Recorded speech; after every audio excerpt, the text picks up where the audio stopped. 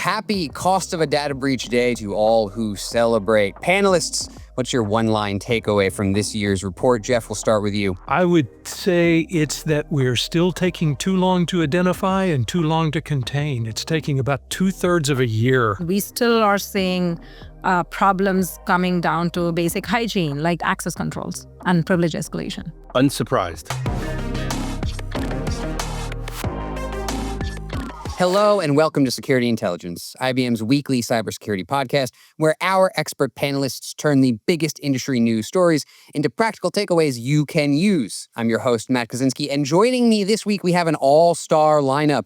It's Suja Viswesan, Vice President, Security Products, IBM. We've got Jeff Crume, Distinguished Engineer, IBM. And we've got Dave McGinnis, VP Senior Partner, Global Cyber Threat Management with IBM Consulting. We're going to be chatting about the aftermath of the Hugging Face hack and the Open Secure AI Alliance that sprung up in its wake. But first, we assembled this all-star team for a particular reason, because we're here to talk Cost of a Data Breach 2026. This is IBM's annual report on the causes of, prices for, and solutions to data breaches, and it's out today.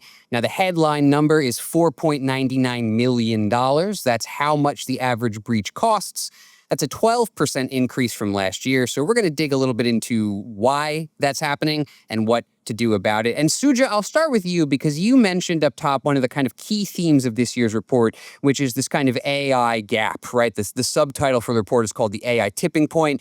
I'd love to hear you talk a little bit more about that angle. There are two parts to it, right? One thing on the other, one side we see that is companies that use AI for securing their enterprise are seeing about 1.93 million cost savings. I think Jeff was just mentioning how we are still not catching up because the bad guys are already using it. So what are we doing? So it's very, very important that we start using it to our advantage and be very cautious about it. And the basic hygiene is matter when it comes to zero-day vulnerabilities. It is like we have talked about in the past about COVID. You still have to wash your hands and then not touch your face with an eyes, mouth, all those things. We still have to have the access controls, privilege escalation, and those things are extremely important in today's AI world and using it. And we see data supporting that. Absolutely. Yeah, I think, the figure is it's 92% of organizations that experienced an AI-related breach lacked proper AI access controls, right? That's your point right there, Suja, about how this basic hygiene stuff, it's always important, but it's even more important right now as we see these AI systems becoming a target. And you also mentioned, Suja, the attackers are kind of using this stuff. Maybe we're not using it as fast as them. And I'm specifically thinking of another interesting data point here, which is that they found that only 18% of organizations said they were using these tools for vulnerability hunting, vulnerability management, right? Which is kind of surprising to me because a lot of what we hear about these frontier models is that they're great at vulnerability hunting, and yet we're not using them a lot. Dave, any thoughts on why we're kind of lagging in deploying these things for vulnerability management purposes? Think about what they find. They find complicated 0 days embedded in my own code. I have to fix that.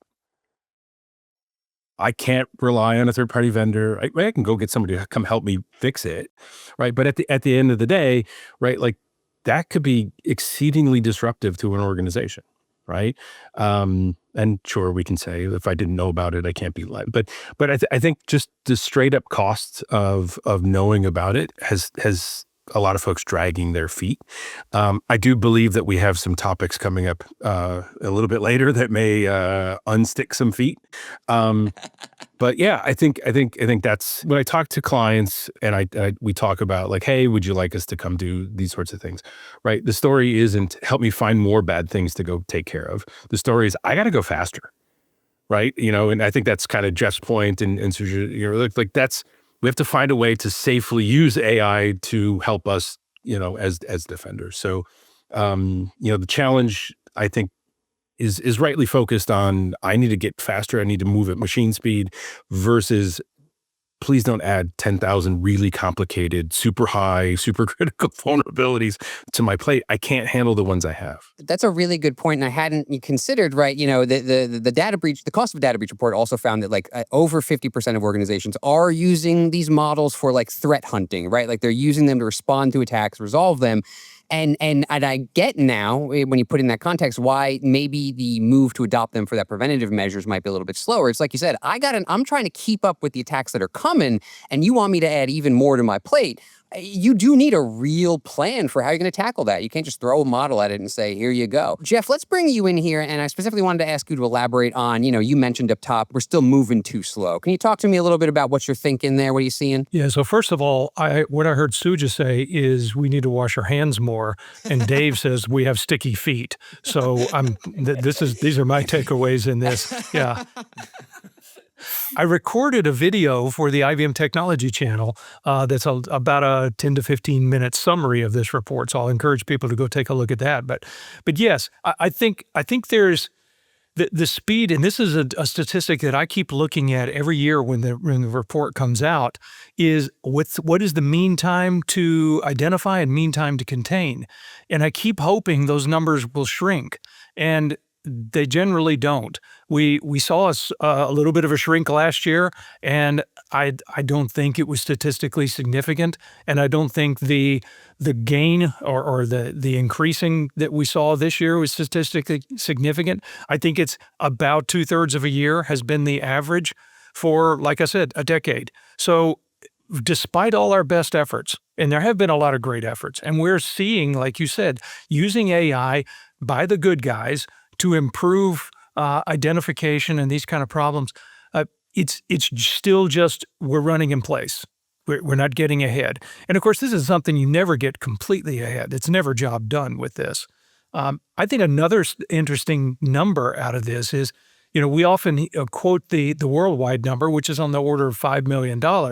But if you're a large U.S. company and you say, we can deal with that, we got that, we can shake the cushions on the couch and find that money. And it's more than twice that in the U.S. It's over $11 million. So 11.5 to be precise. Yeah. You need to have a really big couch if that's going to be the case. So there's a lot here, but the bad guys are definitely going to be using this, and that means the good guys are going to have to as well. And we see some of it. I think not enough people are using it yet for identifying vulnerabilities, because the frontier models that are really good at doing that have really just gotten good at that lately. But they're not going to get worse at doing that. So that dynamic is definitely changing, and hopefully we'll see more people using it. The thing I can guarantee you that doesn't show up in the cost of a data breach is the bad guys will definitely be increasing their use of AI. So that much I know. I do want to add one thing. One thing that was more refreshing for me is that 85% of the organization shared that they are going to be increasing their security spending in response to the frontier AI models. So some good thing did come out of this, I would That's say, right. because frontier AI is reshaping security priorities, how we are looking at, how we are increasing it. So I do believe that is much more nice, heartwarming for me to see that, okay, we are waking up, we have 85% of the enterprises thinking about investing on this and making sure that their businesses are safe. Yeah, Suja, that's a great segue into kind of the next thing I want to talk with you folks about is, we've covered so far some of the, shall we say, more dispiriting numbers, right? Some of the things that point to some of the issues, but it's not all doom and gloom, right? There is some positive stuff here, not just that people are responding to frontier AI and reshaping how they approach security, but also some kind of concrete steps folks can take. And so to kind of close out our discussion here today on the cost of a data breach, I just wanted to get your folks' ideas, thoughts on what's the next step for organizations who are looking at this? They're looking at this kind of AI arms race they're in, and they're thinking, what do I do to improve my security posture? Dave, I'll start with you. What kind of next steps do you think organizations should be looking at here? Let's keep the right mindset. There's no need to freak out. In fact, we know how to solve all of these problems, right? Like AI is not an alien technology that can just magically come get you, right? Like that's not what's happening here, right? So, we can take some of the batter, how about the not so great numbers, and flip them around, right? Like, we've known how to encrypt data at rest for a while now. Yet it's very clear in the numbers that, we've got people who are not encrypting that data, and it's PII, and poof, I'll give everybody a hint. It's the number one on the list. It's healthcare again, right? So the second thing to just kind of be level-headed and set expectations is you're deploying AI. That's great. You should probably go ask some questions, right? Not in a mean way, right? Like, hey, I'm here to help. Not the department of no. We're the department of we would like to do this, but we'd like to do it safely, right? So, I mean, there's a ton in the report about what good AI governance could and should be, right? And none of it's going to come as like, oh, I have to learn another language. No, you don't, right? It's the same sorts of things that we've been doing over and over and over. We just need to do them all faster.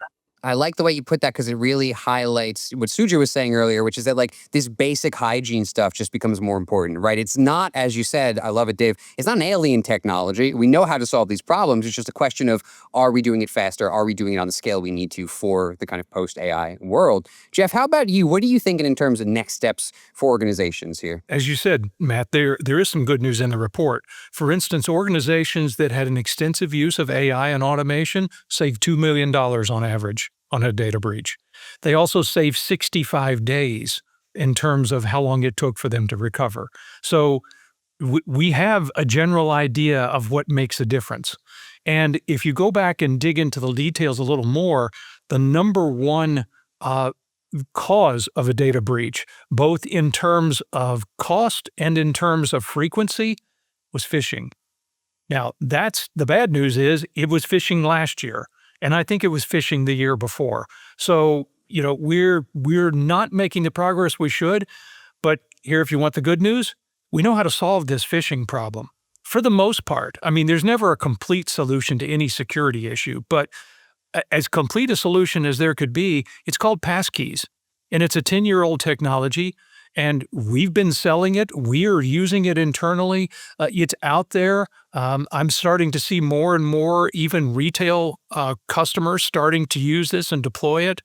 And it's a passkey implementation that's done well is essentially phishing resistant, if not intolerant to all of that kind of threat. So, if we really want to make a difference, go after the number one item. And here's a solution to the number one item. So it's laid out there for us. It's not like we have to sit back and this is a mystery. Yeah, if there's one change that I've made personally since starting this podcast, it was switching over to passkeys everywhere I could, because that is such a simple thing you do, and it really does eliminate a ton of the biggest weak points in your own kind of personal security posture, let alone organizational. Suja, how about you? What are your thoughts in terms of next steps you'd give organizations kind of walking away from this report? Continuing what Jeff was saying, 92% lacks proper controls for identity. So identity security is underfunded. So it's important to shift identity security to continuous runtime verification with the agents. That is of paramount importance. That's what we have been talking to clients. So that's number one. The second one, prepare for the post-quantum threat, because as Dave was talking about encryption, you have to be looking at your cryptography as gaps. As you are looking at it, make sure you're ready for the post-quantum world as well. Absolutely. And Suja, I'm glad you brought up the quantum stuff, because we recorded an episode, you and I and Mark Hughes, a few weeks back about that. I want to tell the listeners, go check that out if you haven't yet, because Suja and Mark really break down all of this stuff in way more detail than we could here today. All right, folks, I got to move us along to our next story today. But listeners, please do head to the show notes for a link to the report. Give it a read. There is so much in there, way more than we can cover right here, right now. But read through it and then hit us up in the YouTube comments. Let me know what you're thinking about it. What questions you have? What are you going to do now in response to the Cost of Data Breach report? I do read, I do respond, and I'd love to hear from you. But our next story here today, folks, this is the Hugging Face hack. So earlier this month, as I'm sure everybody's heard by now, Hugging Face was hacked by an autonomous AI agent. And it turns out that agent was the work of a couple of OpenAI models who had breached their sandbox. So OpenAI says that they were testing the exploit capabilities of GPT 5.6 Sol, which is its most recent cybersecurity-focused model, and another unnamed, unreleased model, when these models, in an attempt to solve the exploit gym benchmark, found a zero-day vulnerability in a third-party package registry cache. From there, the models chained together a series of vulnerabilities to break out of their sandbox and then break into Hugging Face's infrastructure, all in search of an answer key for this benchmark that they were dealing with. It's a lot of work just to cheat on a test. And folks have a lot of questions about this, obviously, as they would. And my first question is, how much should I panic? And Dave, I'm going to ask you first. How big a deal is this AI breaking its containment and getting out there? What are you thinking here? Can I go with unsurprised again?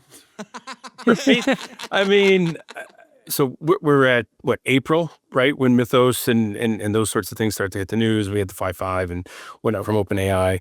And I think audiences very much like, or groups just like the four of us, right, all said like, oh, it's only a matter of time until either this exact scenario played out, right, where, a model that we're supposed to trust, right, or the scarier version of it is one of the open source or maybe not so friendly versions thereof does it, right? So, we kind of felt good with what Anthropic and OpenAI and had done with the participations and early access and locking it down from public release and things like that, which is great, and all that definitely the right thing to do.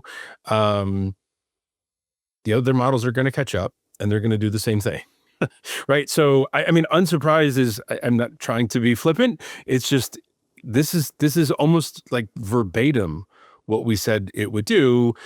The only difference is which scenario started it. Oh, they were testing a model. Okay. And they wanted to see how good it was at hacking and it hacked something. Well, there's a surprise, right? I mean, so they're exceedingly good at finding 0 days. It found a 0 day, right? Really good at attack path chaining.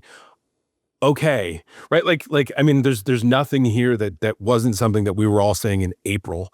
As kind of frontier models became, much more commonplace. So I mean, I think it's just one of those things where, honestly, I don't think it's getting enough press, right? Like Mythos itself got a ton of stuff. Like, and we didn't have to be in security land to see it. It was on the pages of your financial, I was going to say magazine, but those don't exist anymore. So, right, your favorite news network or whatever it may be, like this existential threat from AI and it's going to take over. Well, this is what we were saying it was going to do, and now it's done it. And I'm just really surprised that more people aren't like going, okay, you've had 4 months, 3 months, right, and you haven't solved this problem yet. So maybe it's coming. Maybe they're just a little behind on the news cycle. There's something else. I don't know. So, but yeah, unsurprised for me. I do appreciate though, and before pan it off to, because I know Jeff and Suja are dying to jump in, right? Because it's such a great thing. But I do appreciate how transparent that OpenAI seems to have been and Hugging Face seem to have been. They've got the joint press releases, the article that OpenAI put out last week. Was pretty darn transparent. I mean, like, hey, this is exactly what it did, and you just trace through it, Matt. So I think it's I will. That's what we're supposed to do, right? We're supposed to take it and learn from it, and do not make the same mistake twice. So I will give props where props are due. And there's a couple things that I want to kind of underline there, Dave, that I really like that you said. The first is, a lot of coverage of this is kind of, the coverage that does exist has referred to it as kind of like an unprecedented hack. And in many ways, it's like you said, it's the most precedented thing in the world, right? Like everybody was saying, this is what it's going to do. And as you yourself point out, we rolled out these powerful models and we said, they're really good at finding 0 days and they're really good at hacking. And then it finds 0 days and hacks. And it's like, well, there you go. That's what it's going to do. And the second thing you point out is that, the proprietary models that are out there, they've tried to put guardrails around them to prevent sort of misuse. But those guardrails, first of all, they can't prevent the AI from doing things it's going to do on its own. But they also have some slight drawbacks here, right? And that's another big part of this story is that Hugging Face, when they realized this attack was happening, their first response was to try to use one of the frontier models. They don't say which one, but they tried to use it to kind of respond to the attack, and they couldn't. They kept running into the guardrails. And so they had to switch over instead to use GLM 5.2, which is an open source model. And that worked for them, right? And it did the trick for them.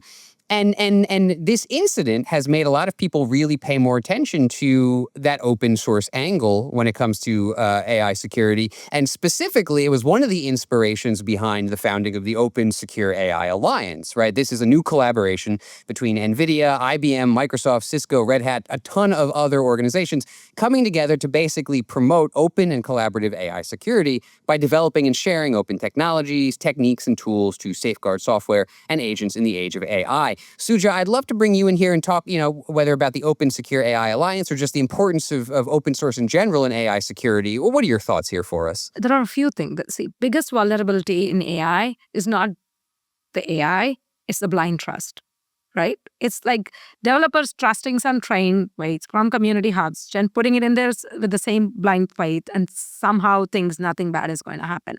It is no different than how open source was 10 years ago. Right? As Dave pointed out, it's something you knew. These attackers know it, and that is the biggest challenge that we are facing, the blind trust. That hopefully doesn't happen. And that's something that human beings, we need to know. We need to live with it. So I understand that. And when it comes to this open secure alliance that we have with among the companies, the good people need to come together and work openly to basically defend our good things that are happening in the world. So I'm really happy to see that it's going to be a combination of frontier models as well as these open models that are available in order to defend ourselves and then go from there. And even when we are looking at what has happened, Jeff and Matt, we were talking about it. Again, there were a lot of privileged actions that were taken by the model. It's pretty much like, think of it as a red team member sitting there and doing everything that they were supposed to do and not supposed to do. And that's exactly what happened. So it's extremely important that these enterprises come together, because fighting bad guys is a team sport. Absolutely. And especially in, like you said, an open source environment where it takes everybody to maintain that together, right? And so if you have a formal alliance dedicated to that, you can maybe address some of these potential problems you could see popping up with open source AI, which I know sometimes it scares people, but there are real big benefits. And Jeff, I want to bring you in here to get your response to Hugging Face, and also if you have any thoughts on the open source angle here, because you were on the episode we did a few months ago talking about securing open source AI and securing open source in general. So I'd love to hear your take. The real question here that lies at the heart of all of this is just exactly what is it going to take to surprise Dave? Because he's unsurprised about everything. And that was I'm not sure what else we have to do. Be very surprising, Jeff. Yeah. We're going to have to throw a surprise party for him. But that's right. Yes. That's right. Oh, I like to. Oh, now we can't. Well. You just told him. But honestly, he kind of stole what my answer was going to be. And that is, to me, the biggest surprise about this story is that it was a big surprise to everyone, because I didn't think it should be. I thought it was obvious. It was only a question of when and, what were the actual targets. And as Dave said, there was a great deal of transparency. Thank goodness for that. What the bad guys will not do is be transparent when they do the same thing. So, that we can't expect that same kind of privilege and behavior to happen. And we also can't expect that these capabilities, powerful that they may be, can be controlled. Maybe you can control your copy of it, but that you can keep other people from having them. Because we've already seen, Mythos came out, then GPT 5.4 Cyber, then 5.5, then now we see models from Chinese companies that are also very powerful in this space. So it was a very naive notion to think that, okay, this thing is really powerful, let's just control it and make sure only a few people have it. Because now already the bad guys have it. And we've got to make sure that everybody's using this. I think that's the message. And that kind of comes out in cost of data breach, to tie it back around to that, is that everyone's going to need to be using these, because the race is on to see who finds the 0 days first. the good guys, and then they plug the holes, or the bad guys and they don't. They exploit them. So we're going to be continuing this, and I don't, again, nothing surprising about this. If you think about what AI agents are, and I've talked about this before, it's a model using tools in a loop autonomously. Okay, so models, they can hallucinate, right? They can get beyond their guardrails. We already know about those kind of issues that models have. Using tools, well, do we control all the tools? We're using tools that we don't necessarily have complete control over. The protocols that we use to call the tools are new, so therefore those could have vulnerabilities in them. And then there's doing this in a loop autonomously means it can do it at machine speed, which is a whole lot faster than human speed if we had a human red teamer doing something like this. So they might realize, oh yeah, this has gotten off the rails. I need to stop this. But the AI will be, halfway around the world before we realize exactly what's going on here. So that's the really cautionary tale in all of this. But there's no point in saying, okay, everybody just stop doing this, because that's not going to happen. We're just going to have to do it better and get better at doing this at greater speed, and hopefully speed doesn't kill in this case. I mean, we used to worry about hackers writing malicious code.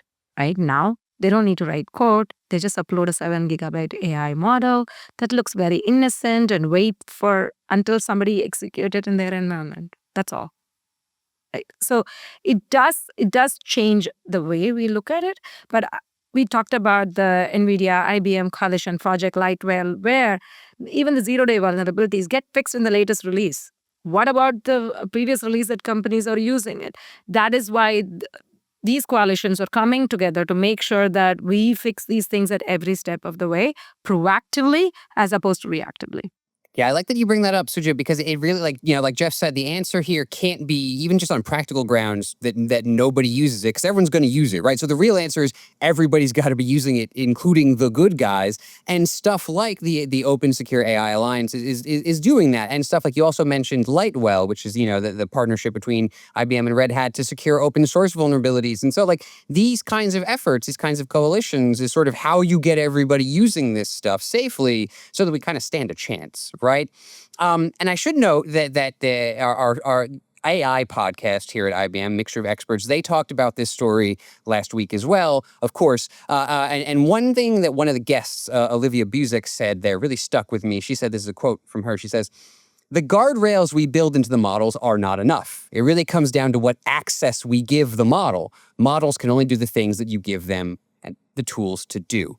Right, which really feels like that aligns with what Jeff was saying. Dave, I'd love to get your thoughts here, especially on that quote. We can't control everything that people do with these models, but is one thing to look at, maybe thinking a little bit harder about what we do give them access to in our own systems. Any thoughts there? I once described guardrails as parenting, right? I can explicitly tell my kids not to do particular things, and they do something that's just adjacent to it. I didn't break exactly what you told me to do. Access control has kind of been security since the dawn of time, right? Sort of a thing. So going back to Jeff's point, there's not a whole lot new here. I think if they don't have access to the internet, it's really hard to go hack somebody, right? So now I appreciate, right? Just thinking about, what happened here, right? The first thing it needed to do was to break out. Well, how did it break out? Well, it popped a 0 day and they got to the internet. Ha-ha, right? Okay. There has to be, there's going to have to be controls like this that would control the tooling. If the guard, if the prisoners are allowed to write their own rules, right?